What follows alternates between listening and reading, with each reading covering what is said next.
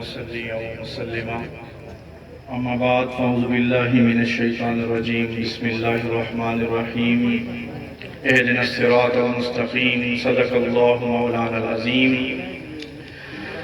یقین محکم عمل پہ ہم محبت فاتح عالم یقین محکم عمل پہ ہم محبت فاتح عالم جہاد زندگانی میں یہ ہیں مردوں کی شمشیریں نہایت ہی مبارکباد کے مستحق ہیں روحانی طلبہ جماعت بلوچستان کے احباب، روحانی طلبہ جماعت ضلع حق اور یہاں کی برانچیز اور تمام فقراء کی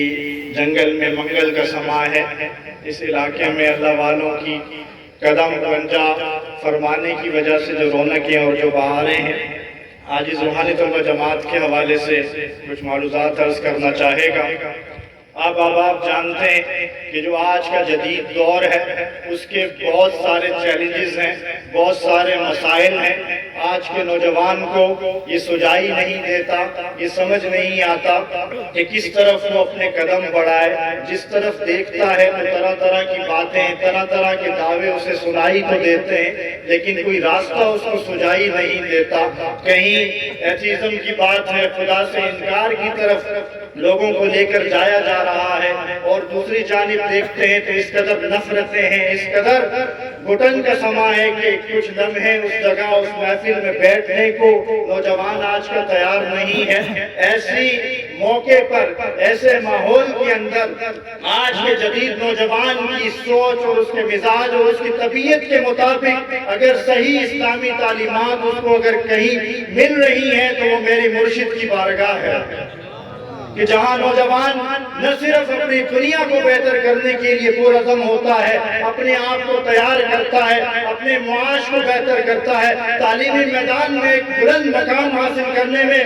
نہ صرف کامیاب ہوتا ہے بلکہ دوسروں کے لیے مشعل راہ بھی بنتا ہے، وہیں ساتھ ساتھ وہ اپنی آخرت کے لیے بھی اس قدر اس دنیا میں کوششیں کر رہا ہے کہ جس کی مثال کہیں اور نہیں مل سکتی۔ اور قربان جائیں اللہ والوں پر، اللہ والوں کی نظر معاشرے کے ہر طبقے پر ہے کہ جہاں وہ عامت المسلمین کی اصلاح اور ان کی رہنمائی کا فریضہ سر انجام دے رہے ہیں، وہیں ان کی نگاہ نوجوانوں پر بہت زیادہ ہے، کیونکہ وہ جانتے ہیں کہ آج کے نوجوان کل کے اس معاشرے کی باغ ڈور سنبھالنے والے لوگ ہوں گے۔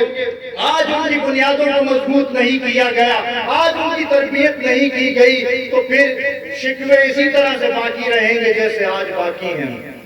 تو آپ نے دیکھا ہوگا کوئی درخت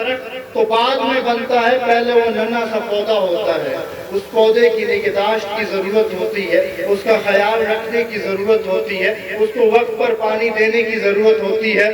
اس کو سردی سے، دھوپ سے، بیماریوں سے بچانے کی ضرورت ہوتی ہے، اور ایک قابل اور تجربے کار ماہر جو مالی ہوتا ہے اس پودے کی نگہداشت کرتا ہے اور اپنا وقت صرف کرتا ہے۔ پھر ایک وہ وقت آتا ہے کہ وہ ننھا سا پودا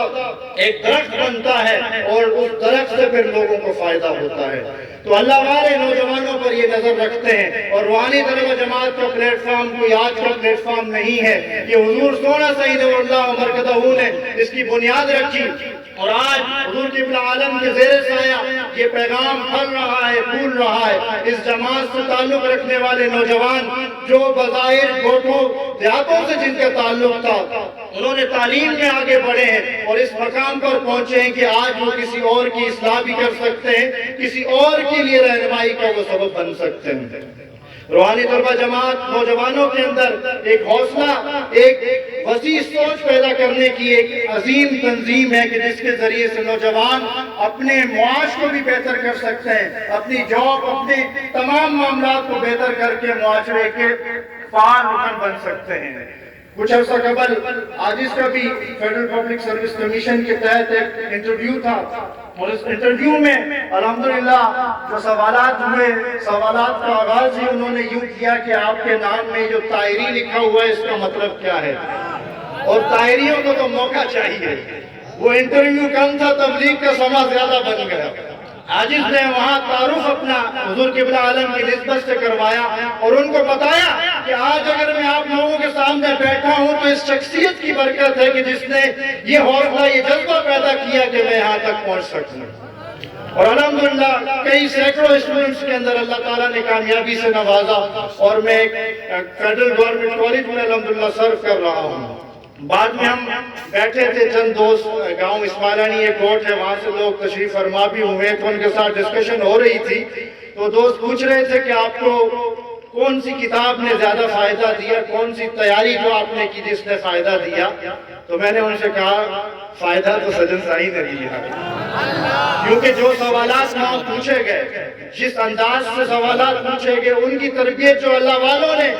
ہماری کی تھی الحمدللہ وہی ہمیں وہاں کام آئی ہے۔ تو یقیناً ایک مثال نہیں، سینکڑوں مثالیں موجود ہیں کہ نوجوان الحمدللہ آگے بڑھے ہیں، اور اس مشن، اس پیغام کو لے کر ہر ادارے میں ہر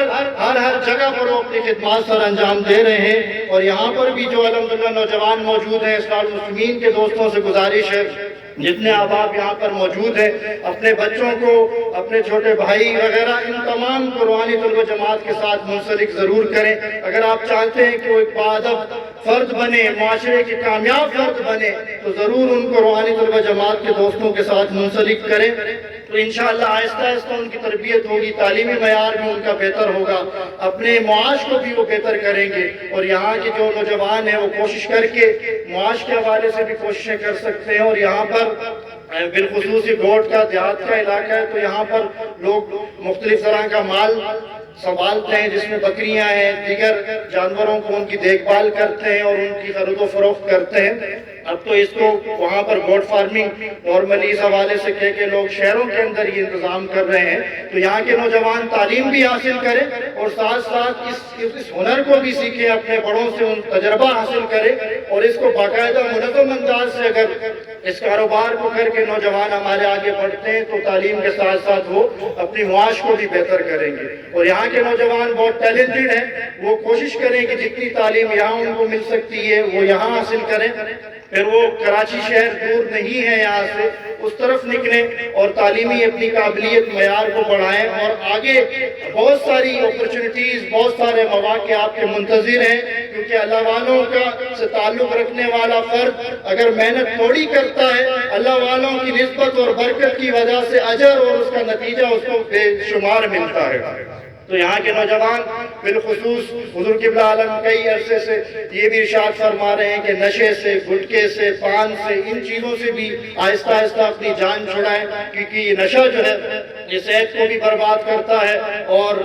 مستقبل میں پھر بہت ساری بیماریاں، پریشانیاں ہماری منتظر ہوتی ہیں۔ تو یہاں کے نوجوانوں سے گزارش ہے کہ اس نشے کی عادت سے بھی اپنی جان چھڑائیں، تعلیمی معیار کو بہتر کریں۔ اس حوالے سے روحانی طلبہ جماعت کے دوستوں سے رابطے میں رہیں، وہ آپ کو گائیڈ کریں گے کہ کون سی فیلڈ آپ کے لیے بہتر ہے، کون سا سبجیکٹ آپ کے لیے بہتر ہے، وہ کون سی اسکلز ہیں جو آپ نے آج سیکھنی ہے اور 10 سال بعد ان کا فائدہ ہوگا۔ قربان جائیں اللہ والوں پر، ایک عرصے سے حضور قبلہ عالم فرما رہے ہیں، 6 نکاتی ایجنڈا عطا فرمایا ہے، سائنسی علوم اور ایجادات سے استفادہ کریں۔ اور آج ہم دیکھیں کہ دنیا اے آئی کا ہر طرف شور ہے، اور لوگ اب اے آئی سے مدد لینے پر مجبور ہو گئے ہیں، اور یہ تو ابھی دور ہے۔ کچھ عرصہ پہلے صاحب سے ملاقات ہو رہی تھی تو سائیں فرما رہے تھے کہ اب آنے والا جو دور ہے